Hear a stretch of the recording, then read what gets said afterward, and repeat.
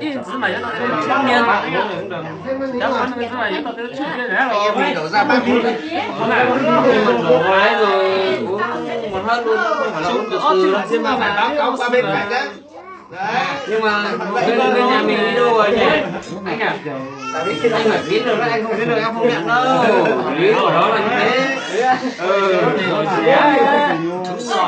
Anh phải biết được bên nhà cạnh mình xem còn ở đấy. Hả? Làm một ga.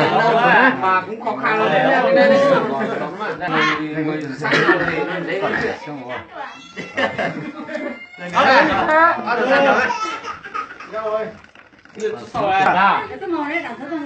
对，那自己头还伢khoa rất sợ. Hành thật á? Cái lồn đâu nha, ai biết từ đến đợt mình thì có thấy rồi nha.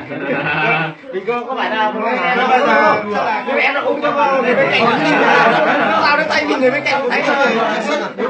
Rồi em đâu về cái này người dao thì mình nhìn cái này cũng thấy rồi. Biết là cái dao xem như thế này là